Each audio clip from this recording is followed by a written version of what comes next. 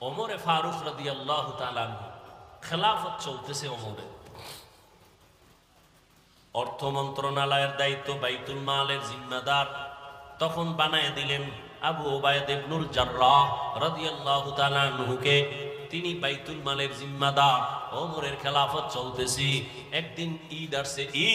ঈদের আগের দিন বিবি সাহেবা বললেন, ও খলিফাতুল মুসলিমিন, বাইতুল মাল থেকে অগ্রিম বেতন নিয়ে আসেন, কেনাকাটা লাগবে। যদি আপনার আমার লাগবে না, সন্তানের লাগবে, টাকা দরকার। ওমর চিঠি লিখলেন আবু উবাইদা ইবনুল জাররাহ রাদিয়াল্লাহু আনহুর কাছে। চিঠি লিখলেন, আমার অগ্রিম বেতন 1 মাসের দিয়া দাও।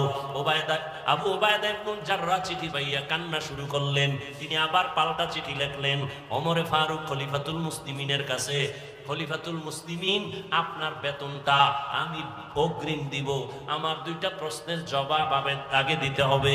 1 নাম্বার প্রশ্ন, চিঠি লিখছেন, 1 নাম্বার প্রশ্ন,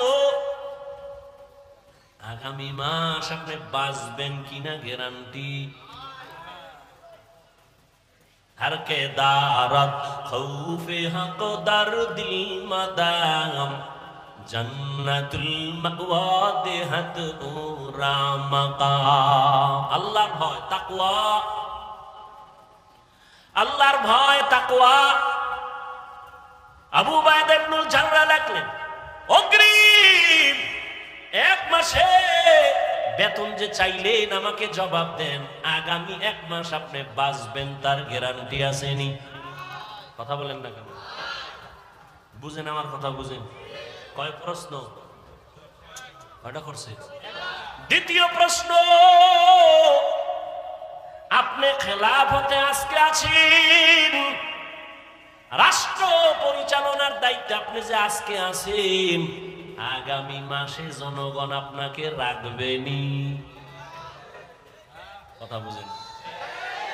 আপনি যখন ক্ষমতায় বসে আছেন, আগামী মাস পর্যন্ত ক্ষমতায় পাবলিক আপনারে রাখবেনি না হেলিকপ্টারে ভাড়ায় দিবে? কি হায় হায় হায়, বড় কঠিন 2 প্রশ্নের জবাব আপনি দিবেন।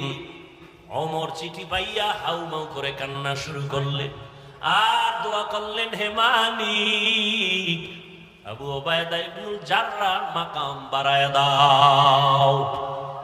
এর নাম কি? তাকওয়া।